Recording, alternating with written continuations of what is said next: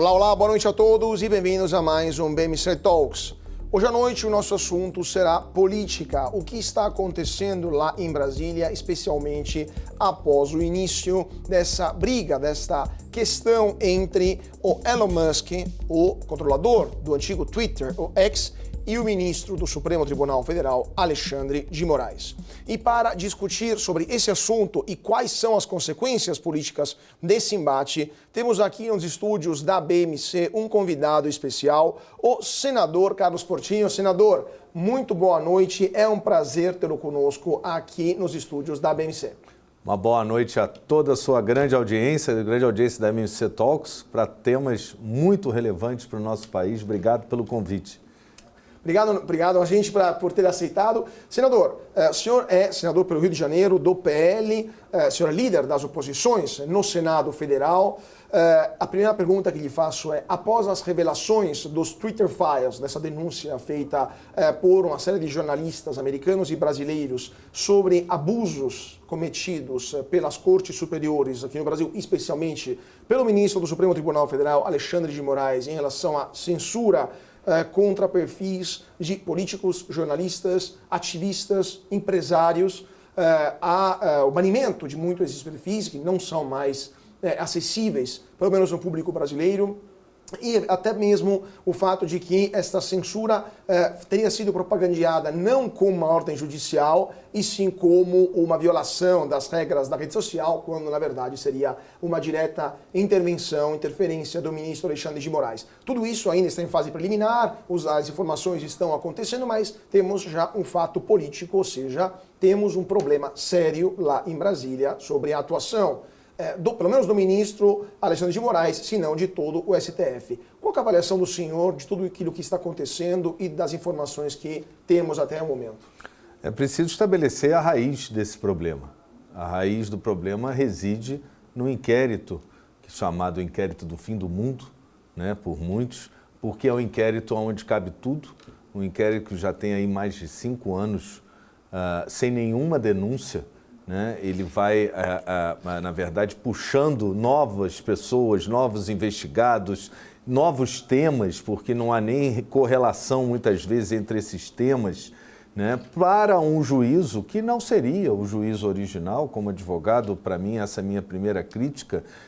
A gente está vendo pessoas comuns sendo julgadas no STF, como se tivessem, não tem, de forma alguma, foro privilegiado. Isso há uma concentração de poder a partir desse inquérito nas mãos do ministro Alexandre de Moraes. Essa concentração de poderes tem tido resultado de diversas decisões, diversas demandas e pedidos de bloqueios de redes, de posts, situações das mais variadas, né, sem respeitar o devido processo legal. O que me parece é que, a pretexto de defender a democracia brasileira, eles a capturaram, né? E não estão só limitando a liberdade de expressão e interferindo no processo eleitoral, isso já fica claro com algumas revelações feitas essa semana, né? Mas, principalmente, eles também derrubaram o devido processo legal, e isso é muito grave. Já havia casos de advogados que tentaram ter acesso ao inquérito para defender os seus clientes. Muitos deles não tiveram acesso, dizem que não existe nem fisicamente um processo, né? Eu sou do tempo que o processo ficava no balcão, ia lá no escaninho e pegava, né, aqueles apensos, aqueles volumes, e o que eu sei é que não há numa gaveta do ministro papéis, não sei se nem em ordem, não sei nem se numerados, né? Ou seja, a forma está errada desde o início. Né? A concentração, foi dada uma concentração de poder inimaginável para um único magistrado. E me admira muito os demais 10 ministros do STF, a sua passividade, a sua permissividade, porque ideologias à parte, vento que bate em Chico, né? Pau que bate Chico, bate Francisco, vento que venta aqui, venta ali, e esses precedentes, eles ficam para a história. E o que os colegas ministros do Supremo deveriam estar preocupados justamente com o precedente e com as violações do devido processo legal, que são inúmeras, a culminar, para concluir, com essas últimas revelações do Elon Musk, que elas, na verdade, ilustram a percepção que nós tínhamos, nós, sociedade, nós, parlamentares, de que essas decisões não estavam em papel, né? Não tinham um mandado da justiça para derrubar redes. O que tinham eram ameaças de magistrado a redes de comunicação, a mídias, né, a redes sociais, para que elas derrubassem sob pena de multa, né? Ninguém quer pagar multa, muito menos essas multas milionárias que saem da cabeça do magistrado, também sem parâmetro na legislação, né? E as mídias acabaram atendendo, né, para não ter um prejuízo maior no seu negócio, mas o que a gente vê com a revelação é que quando o Elon Musk diz que o ministro Alexandre de Moraes pedia para as mídias, ao derrubarem, não dizer que estavam derrubando por uma ordem judicial, comprova e revela algo muito grave, que é o quê? A falha no devido processo legal, causa de anulação, inclusive, e de toda a indignação da sociedade com relação ao procedimento. A gente tem que defender o devido processo legal numa sociedade, num Estado de direito, antes de qualquer ideologia. Pois é, mas senadora, justamente esse ponto, porque não é que havia uma ordem judicial que pedia a derrubada, era um pedido pessoal, aparentemente, pelas informações divulgadas pelo Elon Musk, era um pedido pessoal do ministro Alexandre de Moraes, inclusive havia ameaças contra advogados e contra os representantes no Brasil das redes sociais, como o Twitter demonstrou nos e-mails que foram trocados entre os executivos aqui no país. Não havendo o devido processo legal, e havendo somente um pedido de um ministro sem nenhuma base na Constituição ou na lei, esse é um comportamento evidentemente ilegal. E o fato do ministro pedir para a rede social não dizer que ele tinha feito o pedido, além disso, é um comportamento hipócrita. Agora, isso tudo, francamente, com todo o respeito, isso é um comportamento quase de gangster que se configura. Isso não já daria, somente esse comportamento, uma razão para o impeachment do ministro Alexandre de Moraes feito pelo Senado Federal? Atualmente no Senado posso dizer que deve ter mais de uma centena de pedidos de impeachment. Contra o ministro Alexandre de Moraes. Contra vários ministros, contra o ministro deve ter dezenas. Um deles, para mim, o mais emblemático, diz respeito ao tratamento dado aos presos do dia 8 de janeiro. Nós também estamos vendo, né, pessoas que participaram de um movimento. Aqueles que fizeram quebradeira, lógico que eles vão ter o rigor maior da lei, mas a gente está vendo pessoas que estavam lá se manifestando, né? Poderiam até estar se manifestando eventualmente contra o Estado, mas sem nenhuma agressão, sem nenhum ato violento, né? E que estão pegando aí 17 anos de cadeia. Enquanto isso, a gente vê estupradores, traficantes, assassinos, bandidos, que numa audiência de custódia já são liberados para responder em liberdade. Alguma coisa está fora da ordem, né? E certamente esses pedidos de impeachment deveriam, tivéssemos um presidente do Senado que tivesse o compromisso institucional com o Senado Federal, ele deveria dar andamento. Se o pedido de impeachment vai prosperar, se durante a tramitação dele vão ser demonstrados que os atos eram regulares, isso é outra coisa. Mas a tramitação dos pedidos, dada a relevância deles, e certamente agora virão outros, né? A oposição já está se articulando com relação à quebra do devido processo legal, essas intimidações, né, fora dos autos, né, fora do meio legal estabelecido. Agora, nós dependemos do presidente do Senado.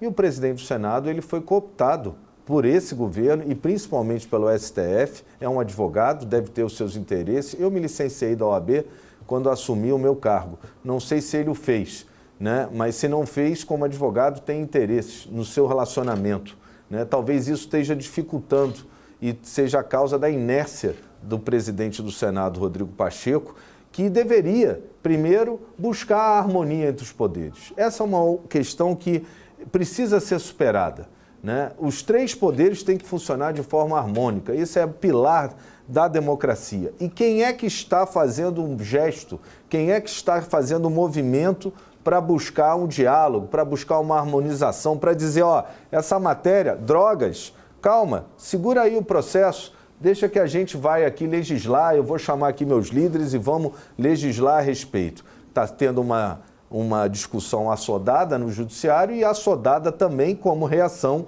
sem dúvida alguma, no Senado Federal, né? Mas é uma reação, porque pela ausência de um interlocutor, alguém que põe a bola no chão e faz aquilo que a Constituição manda, que é buscar a harmonia entre os poderes. E alguém que muitas vezes, para você buscar harmonia, você tem numa mesa de negociação que estressar a negociação. E, por parte do presidente do Senado, não há, isso está claro, o interesse em estressar uma negociação para que todos sentem. Eu tenho dito e disse a ele, inclusive, se abrisse um processo de impeachment, imediatamente sentariam todos à mesa para estabelecer, então, uma convivência harmoniosa, como manda a Constituição. Mas, ao não fazer isso, ao persistir essa inércia, o que a gente vê é uma escalada por parte do Judiciário sobre o Poder Legislativo em temas que são função social do Legislativo, que é a formulação de propostas e de projetos de lei, discutindo com a sociedade, coisa que o STF é absolutamente incapaz de fazer e não foram eleitos pelo voto, então também não tem nem a obrigação de fazer. E, ao mesmo tempo, o que eu vejo é que há um interesse do presidente do Senado em agradar ao atual governo, ao presidente do STF e não se indispor. O que é muito ruim, porque isso, no final das contas, diminui o Senado. O Senado da República está na lona. Pois é, então não é só para terminar telegraficamente, é uma questão de caráter do presidente Pacheco, porque é mineiro, é mais aconchegante, é uma questão de interesse dele até nas perspectivas políticas para uma eventual eleição como governador de Minas Gerais em 2026? Não há nenhum problema em você ser mais aconchegante ou querer acomodar, desde que você lidere uma negociação e seja essa a maneira como você acha que vai alcançar o fim. Né? Não necessariamente é no embate, né? Mas é tomando a liderança. A questão principal é que ele não tem, ao que me parece, um interesse em tomar essa liderança. E hoje nós somos 32 senadores na oposição, essa é a nossa base. Todos os eventos que estão acontecendo têm servido para nos tornar ainda mais coesos. Aumentamos a nossa representação no PL agora, fomos ao 14º senador. Éramos 3 quando eu cheguei no PL como líder do partido. Hoje somos 14 com a entrada do querido senador Isalci, que já votava com a gente, que vai somar ainda mais nessa coesão na nossa bancada de oposição. Senador, agora antes de entrar na questão do Supremo, da invasão de campo do Supremo com drogas, aborto, entre outras questões, só também um ponto, senhor advogado, além do Senado não se manifestar em relação a esses abusos, outra entidade que no passado foi considerada e é lembrada como a defensora dos direitos e das garantias dos brasileiros, que é a OAB, também se calou nos últimos anos. Em 2018 não disse nada em relação ao inquérito do fim do mundo, não disse nada quando até mesmo advogados foram proibidos de se falarem, por exemplo, no caso do ex-presidente Jair Bolsonaro e do presidente do PL, o seu partido, Valdemar Costa Neto. Uma série de outros abusos que foram cometidos não foram atencionados, não foram motivo de atenção por parte da OAB. Na sua opinião, como advogado mesmo que licenciado, o que aconteceu com a Ordem dos Advogados do Brasil? A Ordem dos Advogados, ela sofreu um processo de ideologização, né? Eu falo aqui, pelo menos no meu estado do Rio de Janeiro e da OAB Federal, porque muitos membros da OAB do Rio alcançaram a presidência da OAB Federal. São excelentes advogados, excelentes pessoas, mas têm interesses políticos, tanto que Felipe Santa Cruz, meu colega, amigo, que foi presidente da OAB, estudou comigo, né? Pessoa que eu tenho um grande carinho, mas eu sei que ele tem um campo, né? E o campo dele é a esquerda, eu até respeito, mas a instituição tem que estar acima disso, né? Eu acho que os advogados, eles estão carentes, eles precisam de uma atuação mais enérgica da OAB, né? Na questão do devido processo legal, de persistir um inquérito há mais de 5 anos sem denúncia, da gente ver que nesse inquérito tem decisões que não estão no papel ou foram dadas em papel de pão ou guardanapo pelo ministro, monocraticamente, né? Não necessariamente levando aos seus pares como deveria, até pela relevância dos assuntos, né? Eu acho que a OAB está inerte. Quando os advogados não têm acesso ao processo, ela demorou para reagir, ela até agora entrou nesse assunto. Outro dia, recentemente, semana passada, um dos maiores advogados do Brasil foi destratado na tribuna do STF por esse ministro, o senhor Alexandre de Moraes. né? Então, o desrespeito, ele não é só com o Senado, não é só com os poderes da República, ele vai além, ele alcança as instituições. Eu, como advogado, eu lamento e critico muito a atuação da OAB, né, principalmente no que toca ao devido processo legal. É possível fazer tudo o que está sendo feito, desde que se respeitasse o juízo original de primeira instância, o devido processo legal, oportunidade de defesa. Se você tem a sua rede suspensa, você tem o direito de defesa, você tem o direito de recorrer a alguém. O problema no Brasil, com a concentração dos poderes no ministro Alexandre de Moraes, né, como é uma única instância, está se violando um outro preceito constitucional, que é o direito ao duplo grau de jurisdição. Dessa decisão do ministro Alexandre de Moraes, seja qual for, você vai recorrer a quem? Ao Papa? Não pode, não é isso que funciona numa democracia, não é assim que funciona. Só para fazer uma referência a um ponto que o senhor sentou, a questão das decisões monocráticas, vou fazer o advogado do diabo no caso do presidente Pacheco, porque no final do ano passado o Senado de fato aprovou uma PEC que limita decisões monocráticas do STF, de ministros do STF, e essa PEC está parada na Câmara. Então, o senhor acha que temos um problema só com o presidente Pacheco ou também o presidente Lira não está dando a rapidez necessária, especialmente nesse tema, para limitar, pelo menos, as decisões monocráticas dos ministros do STF? Esse desgaste na relação da oposição com a presidência do Senado, que começou nas eleições, inclusive, do Senado, né? Eu aprendi na política, dizem que o vitorioso não lambe as feridas, e não foi exatamente isso que aconteceu, foi o oposto. Né? A oposição ficou, embora tenha uma base grande de parlamentares no Senado, ela não preside comissões, depois criaram-se 3 numa difícil negociação, né? Relevante, mas não do tamanho de uma CCJ, do MACAI, como um partido do tamanho do PL poderia, mas foi o ônus, né, desse embate nas eleições do Senado, do nosso posicionamento pela candidatura do Rogério Marinho, e isso tem sido levado, esse desgaste começa aí. Né? Não é só a guinada do presidente Pacheco à esquerda, né? Ele ficou machucado por essa disputa, o que é uma besteira, porque foi uma disputa entre os 2 maiores partidos, algo absolutamente natural numa democracia. Né? E tem vencedor e tem perdedor, e a vida continua, mas não é assim que foi tratado. E esse desgaste entre as nossas relações também acaba contaminando os entendimentos, a capacidade de articulação do presidente Rodrigo Pacheco com outras instituições e até o seu interesse nisso. Né? Então, é uma situação hoje que eu, sinceramente, às vezes eu até desconfio pela perda de credibilidade, que muita coisa no Senado é aprovado para parecer uma coisa, mas sabendo que não vai andar. O caso específico das decisões monocráticas, o caso da lei das drogas agora, para mim é um jogo de cena. Essa é minha sensação, porque eu perdi a credibilidade. O presidente Pacheco disse que ia devolver a medida provisória do PERSE, né, que tinha a reoneração da folha e a reoneração dos municípios. Né? O próprio governo derrubou a reoneração do setor privado, os municípios agora, o presidente Pacheco devolveu a medida provisória, mas continua agora como medida provisória do PERSE, que é o único tema que ficou e que, num recesso, ele chamou os parlamentares para dizer que ia devolver e não cumpriu o que havia combinado, e agora o setor de eventos turísticos começa a pagar PIS/COFINS, que é o caça-níquel do governo, enquanto durar essa medida provisória.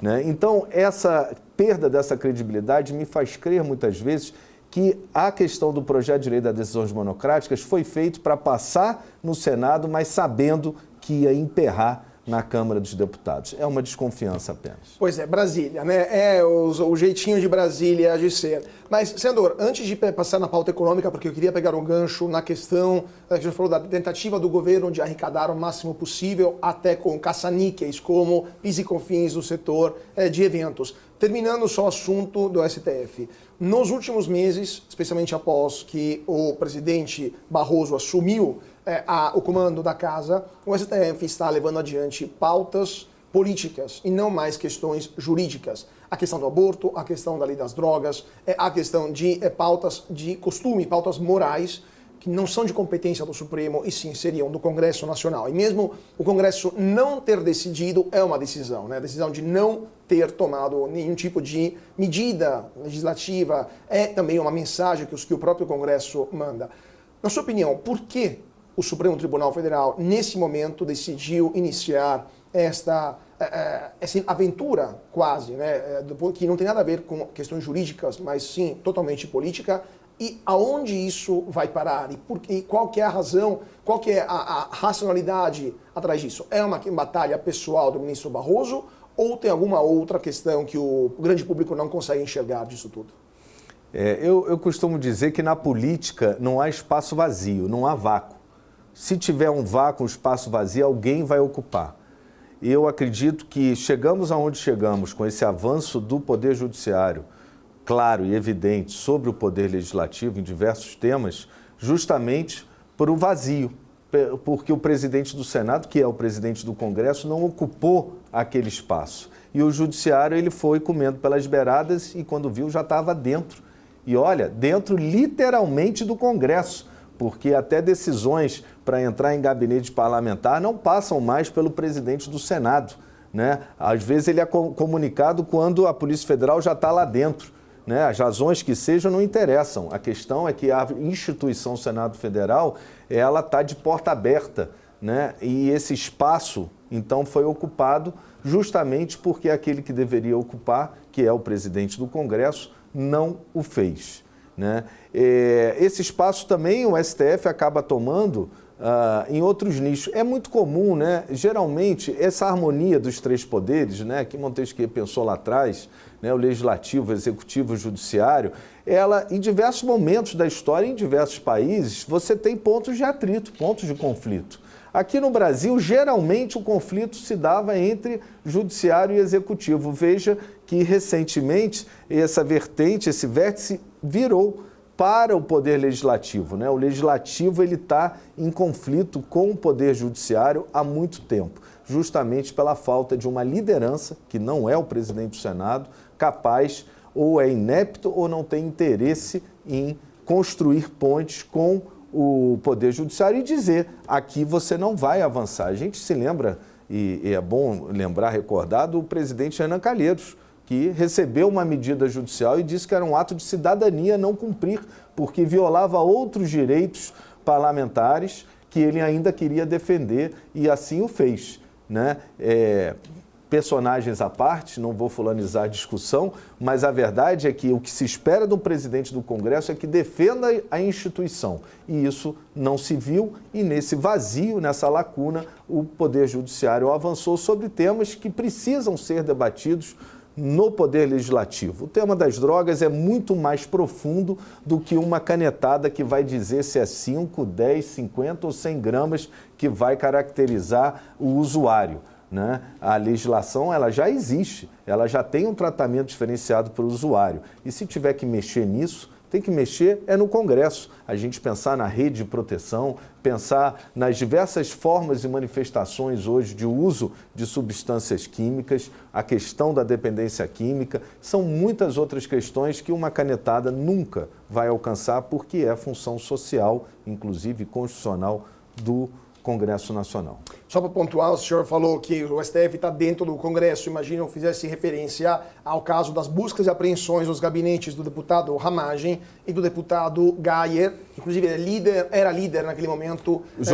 Jordi, que era líder naquele momento da oposição na Câmara dos Deputados e que foram comunicadas só após a Polícia Federal entrar nos seus gabinetes e aberta a violação da imunidade parlamentar de ambos os deputados. Mas, senador, agora passando um pouco pelos aspectos econômicos, o senhor falou, citou do caso da medida provisória da reoneração da folha de pagamento. O governo, de fato, desrespeitou uma decisão do Congresso que derrubou um veto do presidente da República e no último dia útil do ano passado foi assinada uma medida provisória pelo presidente Lula que reonerava a folha de pagamento para 17 setores econômicos. O Congresso ainda está analisando essa medida provisória, ela está suspensa aparentemente, houve uma certa articulação com os presidentes da Câmara e do Senado, mas, primeiro ponto, isso não foi considerado pelos senadores e pelos deputados um desrespeito por parte do Executivo, que de fato teve um veto derrubado em 2/3 da Câmara e do Senado. E ponto número 2, Na sua opinião, o executivo está desesperado em arrecadar o máximo possível porque as contas públicas estão numa situação muito complicada nesse 2024? Bom, vamos lá. Primeiro, a medida provisória tratava de 3 temas, né? A reoneração do setor privado, a reoneração dos municípios, né? Porque tínhamos aprovado já por ampla maioria a desoneração, né? Derrubando o veto, inclusive também aqui, e o PES. O PES ele foi aprovado no governo Bolsonaro, né? Houve vetos, derrubamos os vetos do governo Bolsonaro. No governo Lula ainda restavam alguns vetos para serem decididos. Derrubamos esses vetos, embora o governo Lula tenha mudado de posição e queria manter os vetos, nós derrubamos. Então, esses 3 temas foram espancados, posso dizer assim, pelo Congresso Nacional. E o governo insiste em rever. A gente vai ver isso agora com o projeto das fake news, porque ele foi derrubado no Congresso. E menos aí de 2, 3 anos já tem o governo de novo. Então, o que está claro é que o governo não está se conformando em não ter a maioria, e não tem, do Congresso, né? E tem usado o instrumento da medida provisória ou de projetos de lei em regime de urgência para impor a rediscussão de matérias que já foram exaustivamente discutidas no Congresso Nacional. Bom, primeiro que a gente pode esperar de todas essas matérias, voltando, no caso do PES, que ainda se mantém a medida provisória, né, e outras que estão vindo por projeto de lei em regime de urgência, é que aqueles parlamentares tenham caráter e aqueles que votaram, né, a favor do PES, a favor da desoneração, mantenham as suas posições, que não se vendam, não se troquem, porque aí o governo entra no varejo agora tentando negociar. Né? Ou emenda, provavelmente, né? Provavelmente emenda, cargo, né? Todo dia agora querem derrubar um ministro do governo. O governo vive uma grande instabilidade política por setores outros da imprensa que todo dia escolhem. Às vezes é o ministro da Fazenda, às vezes é o ministro de Minas e Energia, é o presidente da Petrobras,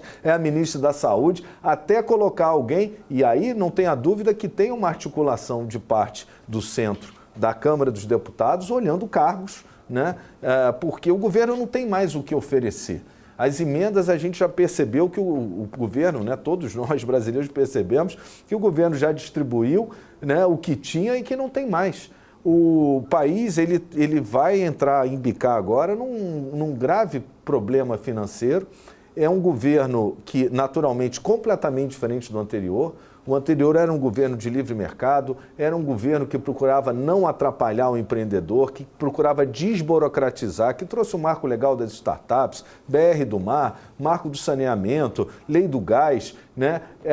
E agora é um governo que pensa o inverso, ele quer mais Estado. Lógico, é da ideologia socialista comunista que o Estado é o único capaz de prover o bem-estar, né? Escolheram essa porcaria, desculpa, né? Porque o Estado não é capaz de prover o bem-estar de todos. Quem gera emprego é o setor privado. O Estado nunca vai conseguir, a não ser que a gente se contente em viver com muito pouco ou quase nada, como é em Cuba e em outros governos socialistas extremos, como o que defende um Estado grande. E para ter um Estado grande, o governo tem que arrecadar. Então ele tem que ir em cima do que você ganha. Então ele vai lá com a contribuição sindical. O salário é teu, mas agora obrigatoriamente você não pode nem dizer que não quer, o governo vai lá e vai tomar um pedaço, né? Está lá a discussão parada com o senador Paulo Paim, a oposição já há 4 semanas em obstrução para votar o projeto de lei do senador Rogério Marinho para derrubar esse imposto sindical, né, que possa ser um alternativo. Quem quiser contribui, quem não quiser não pode ser tungado do seu salário, né? E isso ele vai indo nos setores da economia, ele vai, em breve, certamente vai em grandes fortunas, sem antes discutir o que é uma grande fortuna, e eu desconfio que para esse governo, grande fortuna é a partir de R$5.000, então se preparem, ele vai em cima da herança, por quê? Ele tem que arrecadar, só que ele, como ele pensa no Estado grande, ele não faz o dever de casa, ele não diminui os seus custos, ele tem uma infinidade de ministérios, né, orçamento, para ministérios importantes como saúde e educação menores do que para outros, ou pelo menos deveriam ser muito maior pela relevância, né? O governo que está no passado, que vai em cima agora de aplicativos de Uber, de entrega de comida, né? Que não reconhece que a gente está na era da tecnologia e que hoje não é só emprego, é emprego e trabalho, né? Essa juventude hoje, ela quer trabalho, muitos não querem nem emprego, porque eles trabalham para 2, para 3, para 4 e otimizam o seu tempo e seus ganhos. Mas é um governo que vive no passado. Senador, vamos continuar falando sobre isso, sobre as consequências econômicas dessa situação, mas antes disso, vamos para um rápido intervalo, 2 minutinhos, e voltamos aqui no nosso Talks. Hoje à noite o papo é política com o senador Carlos Portinho. Então não sai daí, porque voltamos já já.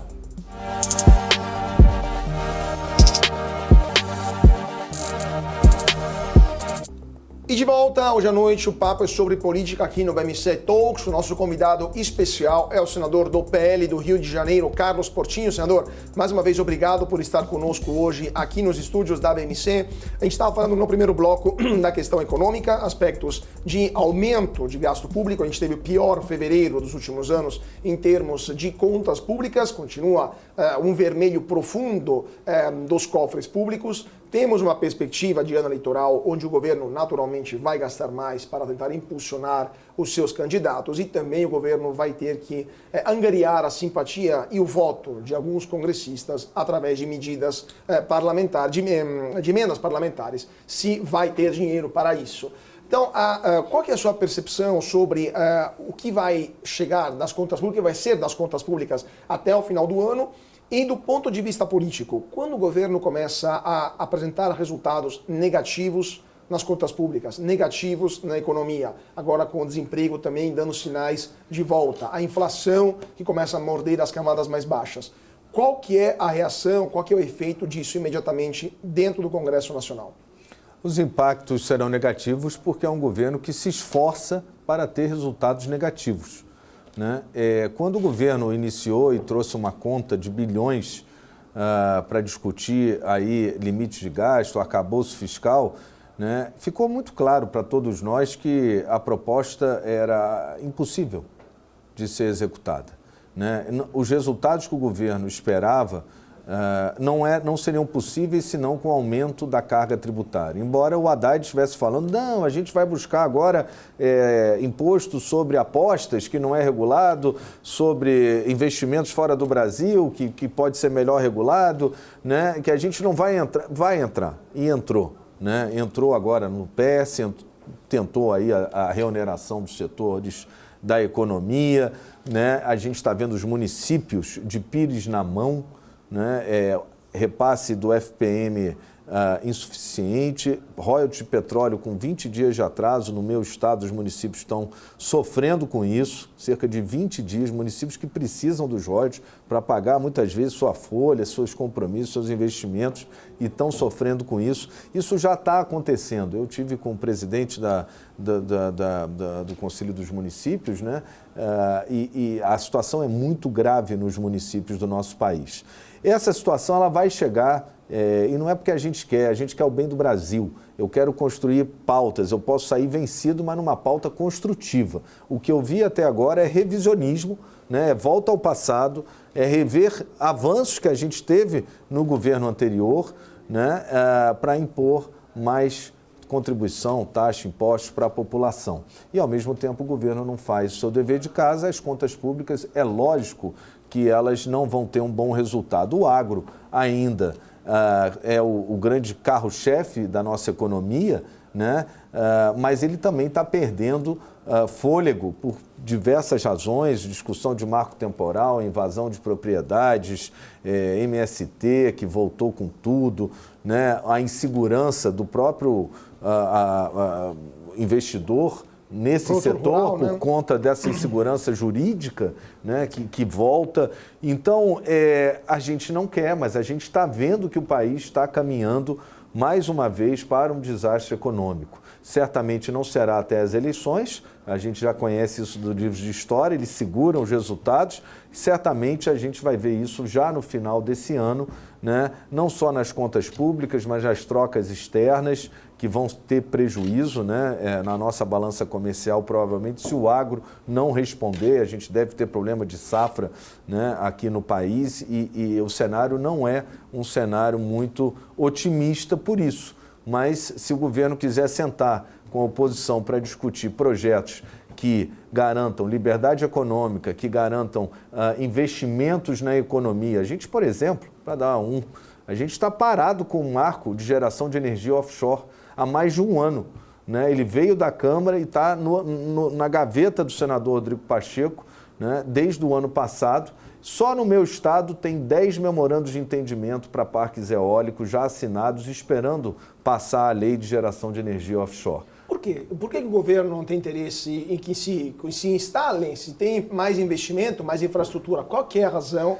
Porque aparentemente também o presidente da Petrobras, Jean Paul Prats, pode perder o seu cargo por causa do interesse que ele manifestou em investir, através da Petrobras, nesses parques eólicos. Qual que é o problema do governo federal com os parques eólicos? Nesse aspecto, o presidente Jean Paul Prats está coberto de razão. Ele foi o autor do projeto em que eu fui relator, né? Então ali foi uma dobrada PT-PL no Senado. Por quê?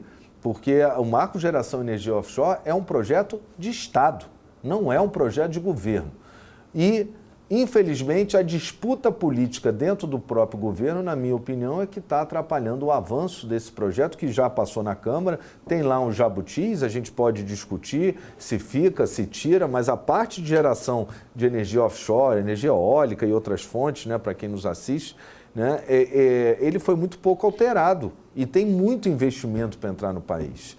Né? Eu acredito que parte por conta da disputa entre o Ministério de Minas e Energia e Petrobras, inclusive sobre esse tema, né? Parece que vai ser editada a medida provisória, que vai tratar de alguns jabutis que vieram da Câmara, mas não há razão para esse projeto estar tanto tempo parado, porque ele é estratégico para o nosso país. Inclusive, após um ano em que os investimentos estrangeiros diretos do Brasil diminuíram quase 20% em 2023 em relação a 2022. Né? Então, seria um jeito de atrair investimentos do exterior. Mas, senador, terminando esse assunto, o senhor falou que os municípios estão com pilhas na mão, situação muito grave nos caixas dos municípios.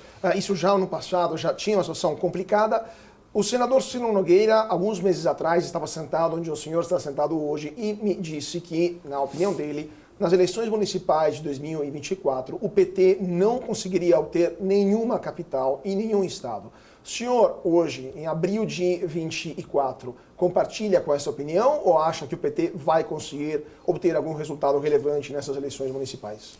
Totalmente, compartilho totalmente. Primeiro porque o PT, ao contrário, o Lula, ao contrário do Bolsonaro, ele não ele tem uma dificuldade enorme de formar novas lideranças, né? Se você pegar o governo Bolsonaro, vai faltar dedo na mão para contar quantas novas lideranças vieram, tiveram espaço. Eu mesmo fui líder do governo Bolsonaro, né, tendo sido eleito junto com o senador Harold pelo Rio de Janeiro. O senador Harold faleceu, eu era o suplente, né, fui logo líder do partido e, através de uma decisão do presidente Bolsonaro, fui líder do governo, aprovamos tudo num ano de eleição, ano difícil. Mas você tem várias lideranças, você tem o Nicolas, você tem o Ricardo Salles, você pode contar aí, vão faltar dedos, Gaia, para tantas novas lideranças. A esquerda ela tem uma dificuldade de quadro muito grande, até porque eu acredito também ao fato de que é uma ideologia fracassada e que, tirando ainda alguns universitários, né, pessoa depois que chega à vida adulta, todo mundo flerta na juventude com a esquerda, mas na vida adulta ela entende, né, que infelizmente o socialismo não deu certo, nem em Cuba, onde ele existe até hoje, muito menos, né? Então tem uma dificuldade de formação de quadro. E não só isso, eu vejo pelo estado do Rio de Janeiro, né, o próprio candidato da capital que o PT vai apoiar, né, porque o PT é Eduardo Paes no Rio, né, o Eduardo Paes é o Lula, né, não é um candidato do PT, né, não sei nem se é dos mais fiéis, mas o PT acredita e vai apoiá-lo. Né? O PT lá no Rio é Eduardo Paes. Podem até brigar, porque agora estão brigando pela vice, né, do candidato. O senhor acha que a Aniele Franco vai ser nomeada vice? Não sei, a Aniele não seria, com todo respeito, mas assim, eu acho que, sabendo que uma eventual vitória do atual prefeito, ele não ficará no mandato por todo o mandato, né? Ele só vai ficar 2 anos, porque o desejo dele é ir ao governo do Estado. Se for um nome que vai ser muito ruim para o Rio de Janeiro, tem que ser alguém que entenda, né? Mas eu não vou me meter no canto de lá, eu só estou dando um exemplo de como é que o PT, no meu estado, e aí bate com o que disse o Ciro Nogueira, está tendo muita dificuldade. Eu não vejo aí em cidades grandes do Rio de Janeiro uma candidatura viável que possa apresentar uma disputa, uma competição por parte da esquerda. Fora Niterói E Maricá, que é um município menor, né? Mas um município grande que é Niterói, que não deve ser nem o PT, deve ser o PDT, que deve colocar o candidato que hoje é favorito, embora a gente tenha lá o Jordi, e acho que vai ser polarizado lá também, e vamos surpreender, né? Mas os outros municípios que eu viajo, o PT praticamente não existe, né? E eu acho que ele vai ter muita dificuldade, fora daqueles redutos tradicionais dele na Bahia, eventualmente, no Nordeste, um ou outro capital, o PT não vai sair vencedor dessas eleições. Aliás, essas eleições de 24 preparam o cenário para 26, é natural a polarização, né? Até porque quem não está satisfeito com o governo Lula, né, não faz sentido apoiar um candidato desse governo, é preciso que haja uma mudança, isso é bom para a democracia, né? É cíclico, né? E 24 vai anunciar o resultado de 26. Senador, só para terminar esse assunto eleitoral, existe a possibilidade do ex-presidente Jair Bolsonaro vir a ser preso, eventualmente, antes ou imediatamente após as eleições municipais de 2024. O passaporte dele já foi retido sob ordem direta do ministro Alexandre de Moraes. Ainda há incertezas sobre o que poderia acontecer ou não. Há grandes manifestações que ocorreram a favor do presidente Bolsonaro, inclusive aqui em São Paulo, na Paulista. Agora no Rio de Janeiro será organizada mais uma no final do mês de abril. Qual que é a sua opinião? O que poderia acontecer no país caso o ex-presidente Bolsonaro seja preso? A cada erro do governo e a cada avanço do autoritarismo por parte do judiciário fortalece o campo da direita, né, que tem no presidente Bolsonaro a sua liderança. E ele sabe muito bem usar essa liderança, exercer essa liderança no Rio de Janeiro, dia 21, próximo de abril, certamente vai ser tão grande quanto foi aqui na Avenida Paulista. Eu lembro do 7 de setembro no Rio de Janeiro, quando o presidente Bolsonaro estava no seu mandato. Foi assim um negócio que eu nunca vi na minha vida, nem no Réveillon, né, que dizem que é o evento que mais leva público para a praia de Copacabana, né? E essa ameaça, essa guerra fria de que vai ser preso, de que a qualquer momento, e aí a gente vê alguns setores, outros da imprensa, afirmando que já falaram com a fonte, que a fonte diz que ele vai ser preso. Isso é uma grande guerra psicológica, uma guerra fria, mas que tem alimentado e fortalecido justamente o campo da direita, porque todo mundo sabe que não tem razão alguma. O país não viveu nenhum golpe de Estado, o país viveu uma grande baderna por uma irresignação pelo resultado das eleições, que alguns acreditam às urnas, outros acreditam à interferência que a gente está vendo agora revelada por parte do judiciário, né? Inclusive na expressão das redes sociais durante o processo eleitoral, né? O que é muito ruim, contaminou, né? Tirando perfis de pessoas que eram influenciadoras para poder dar vantagens para o candidato adversário, como pelo menos tem se revelado até aqui, né? Isso tem, na verdade, alimentado ainda mais. Como eu disse lá no Senado, a gente está mais coeso, a gente está atraindo para o PL outros parlamentares e devemos ser até o final do ano, se não a primeira, a segunda maior bancada no Senado Federal. E vamos em 2026, aí sim, ser a maioria. Eu não tenho dúvida nessa eleição, que são uma eleição de 2 senadores, pelo menos se a gente fizer metade e estados, alguns a gente fará os 2, né? Se Deus quiser no Rio de Janeiro, Santa Catarina, o campo da direita ele vai estar mais fortalecido em 2026 e é isso que tira o sono de muitos políticos aí do atual governo e de pessoas que torcem por ele. Mas, senador, de novo, para entender um pouco mais o cenário, a gente viu nas últimas eleições, inclusive agora em 22, mais uma vez o Brasil dividido, o senhor citou o Nordeste, redutos do PT, entre Minas Gerais para baixo, até Rio Grande do Sul e o Centro-Oeste, votando para partidos de direita. Isso começou, salvo engano, com a eleição entre Dilma e Aécio Neves, em 2014, 2018 a mesma coisa e 2022 também. O senhor não acha que no longo prazo essa divisão tão clara, tão definitiva entre o Sul, o Sudeste, o Centro-Oeste e o Nordeste do Brasil é perigosa para o futuro da nação? Cria uma distância não apenas eleitoral, mas também de valores, uma distância de jeito de fazer as coisas, de como enfrentar o futuro, de decisões tomadas até no dia a dia pelos governos locais, e acaba criando 2 Brasis que poderiam se tornar até incompatíveis no longo prazo? Essa polarização é o que temos para hoje, e eu não vejo como ser diferente. A partir do momento que o STF soltou da cadeia o então presidente Lula, para que ele pudesse concorrer, depois da gente ter assistido milhões e milhões serem confessados em corrupção, devolvidos aqui e fora, né, no mundo todo, por conta da corrupção que se instalou, especialmente a Copa, a Olimpíada, no meu estado, foi uma plataforma de corrupção, né?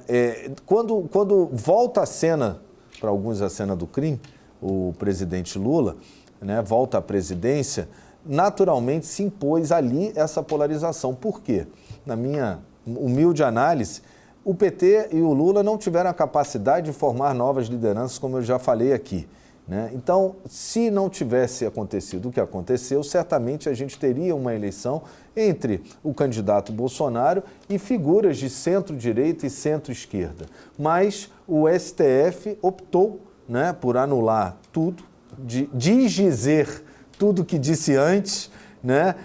Não considerar legal a condenação do presidente e trazê-lo de volta à cena. Com isso, ele, na verdade, colocou para todos nós anos e anos de polarização, porque enquanto o presidente Lula estiver no governo, né, enquanto ele quiser ir para uma reeleição, como ele disse que não ia, mas já disse que vai, né, essa polarização é inevitável, porque há um campo grande, e a gente vê nas manifestações de centro-direita, que não quer essa esquerda no poder, né? Então, isso a gente vai ter que passar por isso e a gente vai ser liderado nesse processo, estamos sendo e continuaremos pelo presidente Bolsonaro, porque eu vou te falar, um político hoje, levar para as ruas tanta gente como leva, não é para qualquer um, é porque ele é, de fato, queira, goste ou não goste, queira ou não, ele é a grande liderança hoje do nosso país, a ponto do próprio presidente da República não poder ir à rua ou ir para eventos completamente esvaziados e quem não está na cadeira, não tem cargo, não tem a caneta, consegue levar uma multidão para a rua, porque apoiadores do presidente e muitos que são apenas contra aquele que está no poder, porque sabem no que vai dar num desastre econômico que vai mexer nas nossas vidas e a gente se encaminha para isso. Para terminar, últimos 10 minutos, senador, próximas pautas que chegarão ao Senado Federal, o que o senhor espera? Primeiramente, PL das fake news, como que vai ser o desfecho, porque o governo vai voltar com a PL da censura, na verdade, né? PL 2630, PL da mordaça, chamada também na velha mídia PL das fake news. Qual que é o desfecho que o senhor espera, especialmente após os Twitter Files? E também agora essa questão dos aplicativos, a tentativa de regulamentar os aplicativos e impor imposto sindical, contribuição previdenciária, horas de trabalho, entre outras coisas. Quais serão os desfechos desses dois temas que o Congresso vai analisar muito em breve?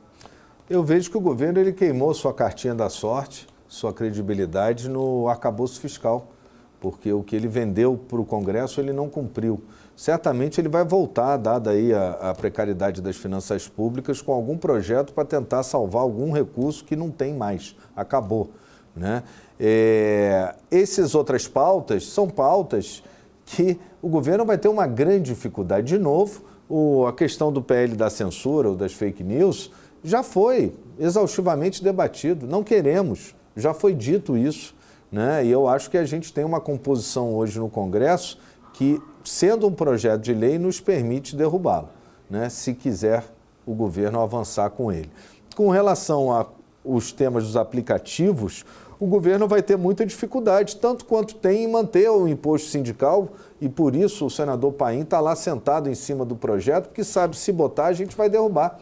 Então o governo está escolhendo muito mal as suas batalhas. Na era da tecnologia, ele está comprando, por acaso, os dois temas que você traz dizem respeito à tecnologia, e a tecnologia é inexorável.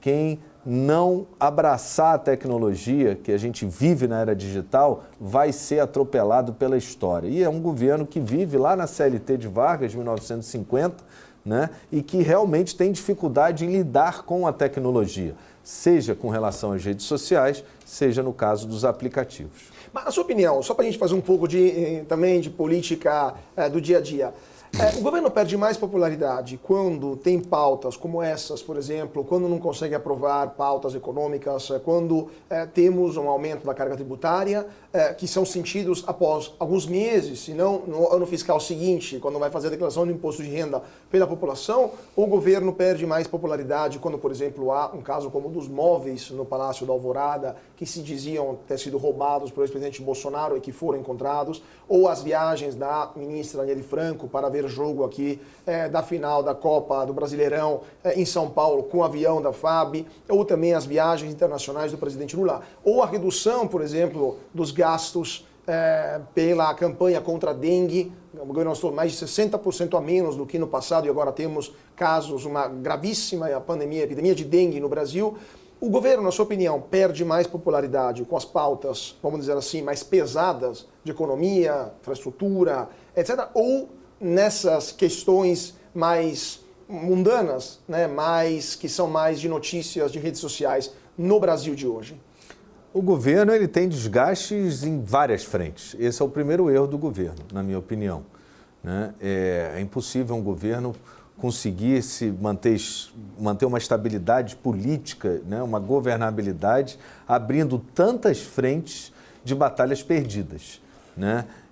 Aqui, se a gente pegar a produção legislativa relevante, daquelas que impactam realmente mais a vida do brasileiro, o governo demorou 1 ano para aprovar um arcabouço fiscal. Foi o seu projeto, um único projeto.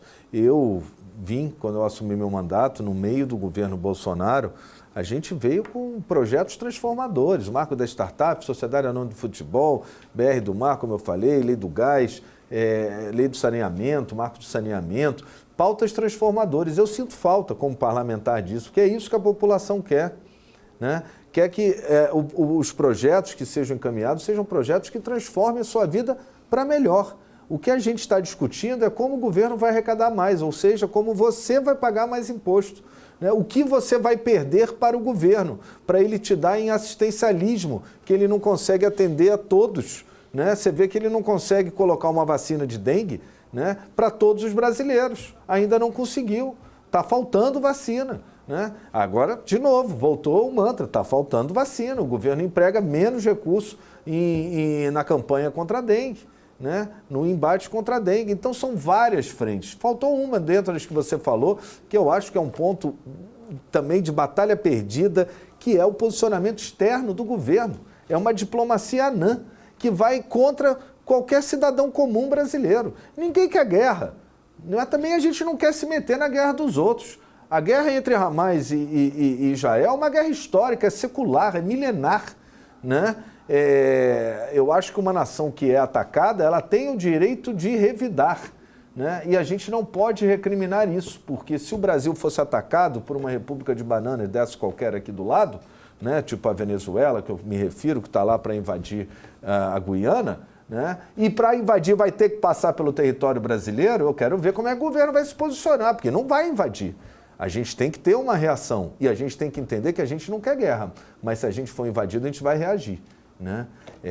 Eu tenho lá a PEC da segurança, da previsibilidade do orçamento da Defesa Nacional, porque muitos imaginam que é só custeio de soldadinhos. Não é, não. A gente está falando da defesa das nossas fronteiras, a gente está falando das ações sociais na época de tragédia, de chuva, que o Exército, Marinha e Aeronáutica fazem no Brasil inteiro. A gente está falando na indústria de defesa, que emprega milhões de brasileiros, que é orgulho nosso, que vende tecnologia para fora, né? No investimento em embarcações navais, em aviões, os Gripen estão aí com a conta pendurada. Isso é uma vergonha. Então a gente não tem orçamento para a nossa defesa.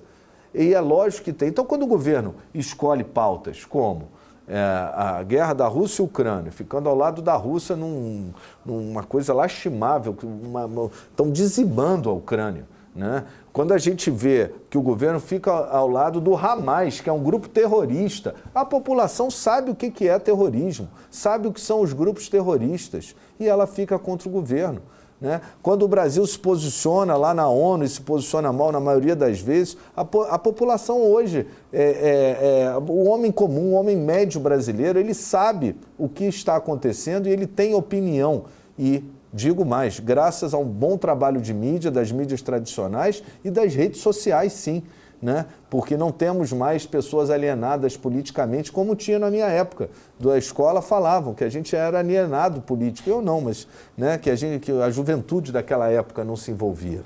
Pois é, então com certeza esses e outros assuntos acabam desgastando o governo. Infelizmente eu teria 1 milhão de outras perguntas para o senhor, mas então, a produção aqui está me dando sinal que temos que encerrar. Senador, com certeza voltaremos a falar sobre esses e outros assuntos e está super convidado para voltar aqui no BMC Talks. Muito obrigado por sua participação, foi um prazer tê-lo conosco aqui na BMC. Muito obrigado a você e mais uma vez a toda a audiência aí que nos acompanhou.